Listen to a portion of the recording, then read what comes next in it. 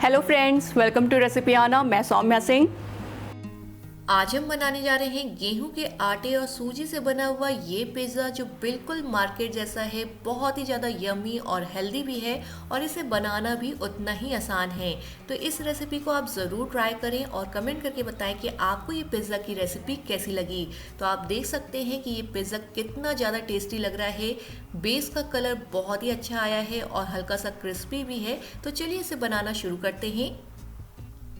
सबसे पहले गेहूं का आटा लेंगे 1.5 कप, 2 बड़े चम्मच सूजी, 2 बड़े चम्मच मक्के का आटा और 1 बड़ा चम्मच अलग से यूज करेंगे, 1 चम्मच इंस्टेंट ड्राई ईस्ट,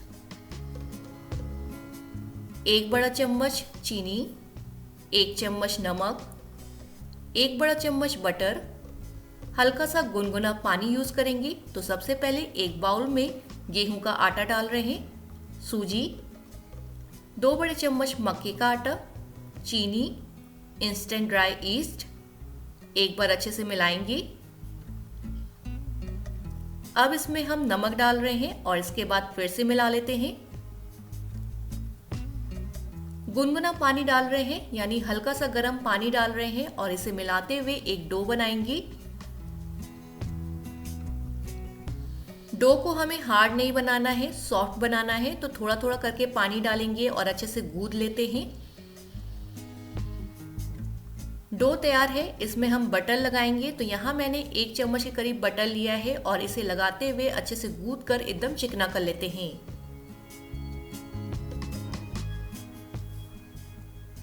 पिज़्ज़ा के लिए डो बिल्कुल तैयार है। बिल्कुल सॉफ्ट डो मैंने साना है क्योंकि इसमें गेहूं का आटा और साथ में सूजी है। तो आपको थोड़ा थोड़ा करके पानी डालना है और अच्छे से गूंथते हुए इसे सानना है। अब मैंने एक चिकनी लोई बना ली है और थोड़ा सा बटर लगा दिया है और इसे हम कवर करके रखेंगे 1 से 1.5 घंटे के लिए, जब तक ये साइज़ में डबल ना हो जाए। तो आप इसे किचन में रख सकते हैं या माइक्रोवेव के अंदर भी रख सकते हैं। तो यहाँ जो पिज़्ज़ा का डो है ये साइज में डबल हो गया है। इसमें हम पंच मार रहे हैं और एयर को निकाल देते हैं। एक बार फिर से हमें डो को गूंथते हुए चिकना करना है। तो मैंने सरफेस पे मक्के का आटा डाला है। इस समय मक्के का आटा ज़रूर यूज़ करिएगा, जिससे आपका बेस बहुत ही अच्छा बनेगा और हल्का सा दरदरापन आएगा बेस में।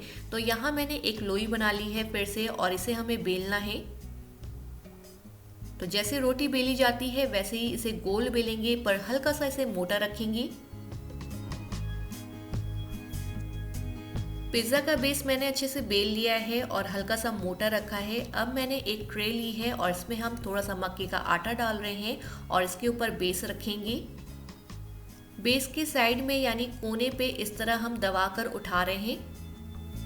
इसके बाद हम फोक से पिज़्ज़ा पर इस तरह छेद कर रहे हैं जिससे बेस फूलेगा नहीं। और अब हमें बटर लगाना है, साथ में हमें सॉस लगाना है इसके ऊपर। सॉस की रेसिपी आप हमारे चैनल पर देख सकते हैं। यहाँ मैंने मार्केट की सॉस यूज़ की है और इसे हम लगा रहे हैं 3 से 4 बड़े चम्मच। अब मैंने यहाँ चीज़ ले ली है जिसे मैंने क्यूब्स में काट लिया है और ये गो की मोज़रेला चीज़ है। आप कोई भी चीज़ यूज़ कर सकते हैं और चीज़ को आप अपने अनुसार भी कम या ज़्यादा डाल सकते हैं। तो पिज़्ज़ा हम बना रहे हैं तो थोड़ा ज़्यादा ही चीज़ यूज़ करेंगे और साथ में हम कुछ कटे हुए प्याज, शिमला मिर्च और टमाटर भी इसके ऊपर रख देते हैं। आप कोई भी सब्जी यूज़ कर सकते हैं जो भी आप पिज़्ज़ा में खाना चाहते हो, या पनीर, या आप इसमें मशरूम भी डाल सकते हैं। तो मैंने यहाँ ब्लैक ऑलिव डाल दिया है, साथ में थोड़ा सा और चीज़ डाला है और इसके बाद हम डाल रहे हैं पिज़्ज़ा सीजनिंग। तो पिज़्ज़ा सीजनिंग को मैंने थोड़ा सा ही डाला है। अब इसे हमें बेक करना है। तो इसे आप ओवन में या ओटीजी में भी बेक कर सकते हैं। यहाँ मैंने माइक्रोवेव में लो रैक रखा है और माइक्रोवेव को 200 डिग्री पर पहले से प्री हीट कर लिया है। लो रैक पर मैंने ट्रे रख दिया है। अब हम कन्वेक्शन का बटन प्रेस करते हैं।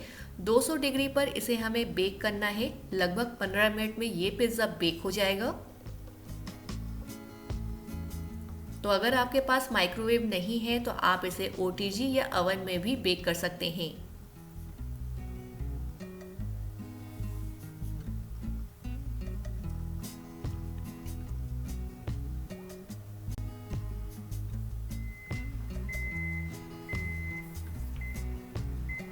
पिज़्ज़ा बनकर तैयार है। बहुत ही ज़्यादा यमी लग रहा है और बहुत ही अच्छे से बेक हुआ है। केवल 15 मिनट लगा है और होममेड पिज़्ज़ा बनकर तैयार हो गया है। इस पिज़्ज़ा को देखकर कोई भी नहीं कह सकता कि ये पिज़्ज़ा घर पर बना है, और वो भी गेहूं के आटे और सूजी से बना हुआ ये पिज़्ज़ा है। तो इस पिज़्ज़ा को हम काट लेते हैं। चीज़ बहुत ही अच्छे से मेल्ट हुई है, बहुत ही अच्छा कलर आया है, बेस भी बहुत ही अच्छे से बेक हुआ है और हल्का सा क्रिस्पी है बेस, और हाथ पर दरदरा यानी मक्के का आटा लग रहा है। तो उम्मीद है कि आपको ये रेसिपी ज़रूर पसंद आई होगी। प्लीज़ कमेंट करके बताएं। वीडियो अच्छा लगा हो तो लाइक और शेयर करें अपने फ्रेंड्स और फैमिली के साथ, और हमारे चैनल को सब्सक्राइब करना बिल्कुल ना भूलें। एक बार फिर से मिलते हैं एक नई रेसिपी के साथ, तब तक के लिए थैंक यू। चैनल को अभी तक आपने सब्सक्राइब नहीं किया है तो इस लाल बटन को दबाकर सब्सक्राइब करें और इस घंटी को दबाएं, जिससे आपको नोटिफिकेशन मिलेंगे हमारे आने वाले सभी नए वीडियो के।